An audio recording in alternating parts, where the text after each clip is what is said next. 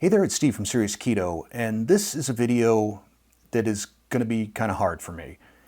It's something I've wrestled with for the last month or two, whether this is a video I should, or perhaps more importantly, could do. When I started Serious Keto, I made a promise to myself that I would always be open and honest and transparent with you, my viewers. And I think I have been. From my unfiltered product reviews to showing you a little bit of behind the scenes, what it's like to be a YouTube content creator, to sharing my family and my ups, my downs, my men's health issues, and even bearing my soul in a fairly significant way in the My Transformation series of videos. So how I had hit essentially rock bottom and found my way to keto. And I'll link to that in the description and probably as the end card to this video as well. But like I said, I've endeavored to be really honest and transparent with all of you. One of the questions or requests that I get on a fairly regular basis, I would probably say every other week, is, Steve, could you do a video on keto-friendly alcohol? And my answer is always the same, which is probably not. I don't really see alcohol as being keto-friendly.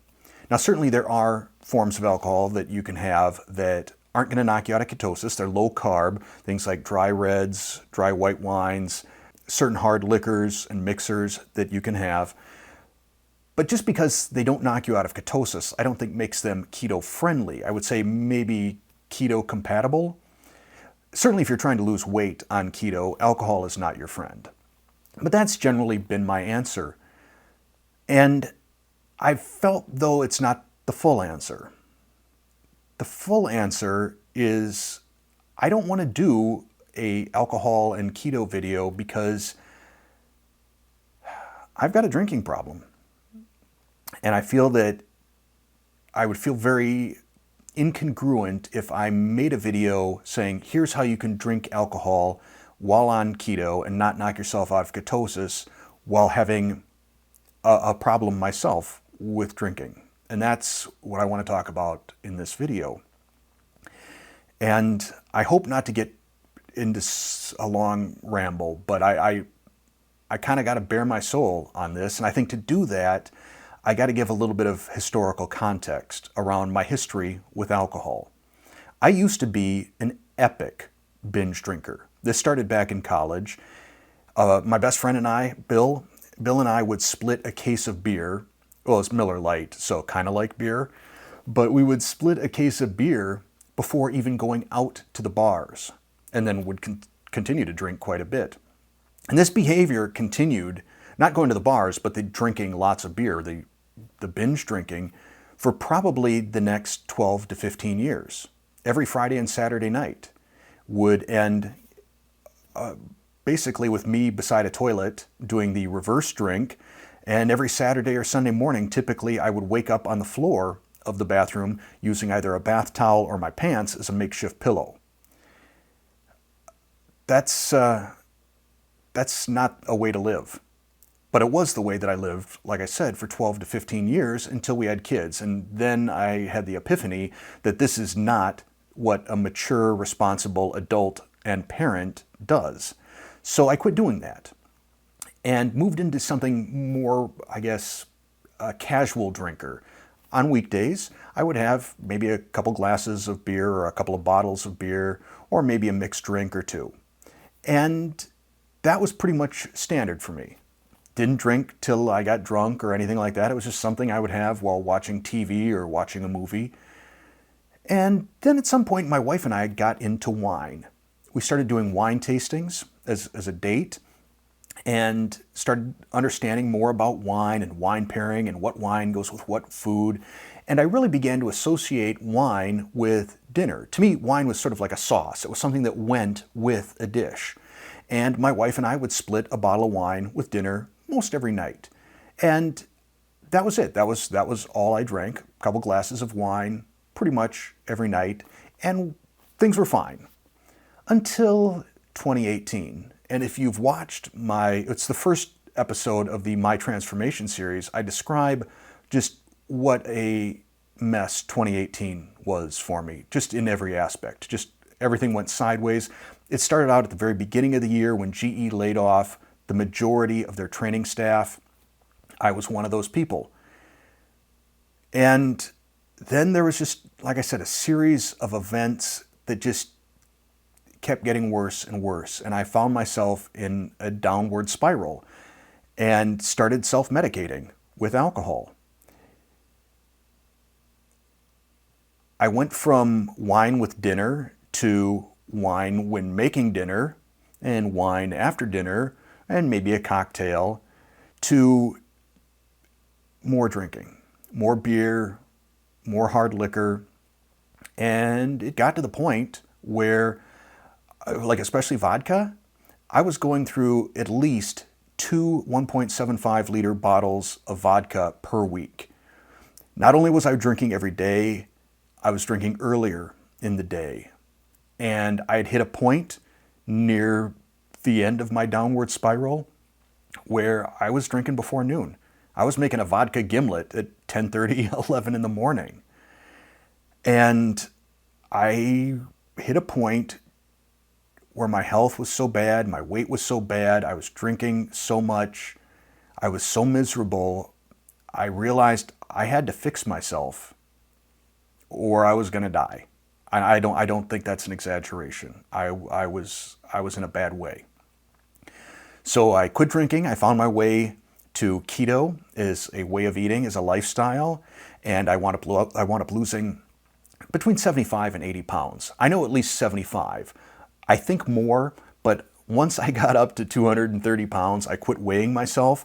So at a minimum, I lost 75 pounds. And for a significant period of time, I don't know how many months it was in total, pretty much didn't drink at all. There were a couple of dates that my wife had, my wife and I, it wasn't just her, it was my wife and I, where I had a bit of wine, but that was essentially it. And once I hit my target weight, then I eased back into the wine with dinner phase. And again, it was just wine with dinner. I wasn't drinking beer, I wasn't drinking hard liquor, and life was good. I considered that a responsible way to drink.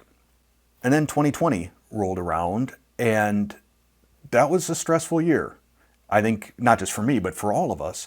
I think the combination of COVID and everything that went with that, I think there were a handful of personal things that I was dealing with as well, and I went back into that habit of self-medicating, just sort of making myself comfortably numb. Not a whole lot, certainly not like 2018. I didn't go back to binge drinking, but the wine drinking shifted from being wine simply with dinner to wine while making dinner and wine after dinner. And at no time did I drink so much that I had a hangover. At no time did I drink so much that I went out of ketosis. But I do know that the quarantine 15, probably closer to quarantine 20 pounds that I put on over the course of the last 2 years can be directly tied to alcohol consumption because it's calories. And I think perhaps I wound up eating a little bit more as a result of drinking a little bit more. But that's not the problem. The problem for me was I started craving alcohol. I started finding myself saying on any given day, come about 4 or 5 p.m., I need a drink. And this is the first time in my life I've ever said I need a drink. And that scares the shit out of me. That to me, it was the warning sign. That to me was the thing that said I need to give this a long, hard look. And I found as I wrestled with this in my brain, my internal dialogue, I refused to say that I thought I was an alcoholic. I wasn't. It's not a phrase I want to say. It's a phrase I'm scared to say. So I would dance around it. I would say, "Oh boy, if I keep doing this, I'm in danger of being an alcoholic." Or if I am an alcoholic, I'm a highly functioning or high functioning alcoholic who doesn't really drink all that much. But I was dancing around it. I refused to say the words. I refused to say I'm an alcoholic. And I think in order to be honest with myself and honest with you, I gotta say it. My, my, my name is Steve, and I'm an alcoholic. And there you go. And I got to fix myself. So what am I going to do? One of the things, and I'll talk about this in Monday's podcast, sort of the replacement of the thing that I did in 2021 was, I called it 24 and 21, which is finding new habits that I wanted to create and bad habits that I wanted to break. My follow-up for that in 2022 is going to be a series of 30-day challenges to better my life. I want 2022 to be my best year in terms of improving my overall health, physically, emotionally, mentally, spiritually. So my first 30 days, the month of January, I'm not going to drink. Now in Alcoholics Anonymous, I think they do one day at a time. They say, I can't tell you what I'm going to do tomorrow, but I can tell you that today I won't drink. I'm going to stretch that out, and I'm going to say for 30 days, I commit to you, I commit to me, I commit to God, I'm not going to drink. I put it out there, and that's what it is. I can't say for sure what's going to happen come February 1st. I don't know. Maybe I feel that I can go back to a responsible, moderated wine with dinner sort of behavior. Maybe I don't feel I can do that. Maybe, I don't know, maybe I wind up feeling so great after 30 days that I don't even want to tempt myself with alcohol anymore. I don't know. But I do know that I can control the next 30 days. Now, I believe I've got the strength to do this without any big support network. If I do feel I need a mentor, I've already got one in mind. He's probably watching this right now. I know he's been sober for a number of years. I had the good fortune of meeting him this past summer and having breakfast, so he knows who he is by now. And I believe that he's the sort of person that I could count on if I do need any sort of help or reinforcement. So I've got that working in my favor. I've got some experience in not drinking, so I know that I can do it. And that's that. So I'm not looking for sympathy or necessarily support or anything like that, but I did feel the need to let you know what's going on with me and to let you know that that's going to be my first 30-day challenge. I'll talk more about the 30-day challenges in Monday's podcast, but for now, I appreciate you giving me a chance to get this off my chest. And 2022 is going to be a great year. I'm convinced of that. And it starts with this. It starts with not drinking. So, thank you for watching.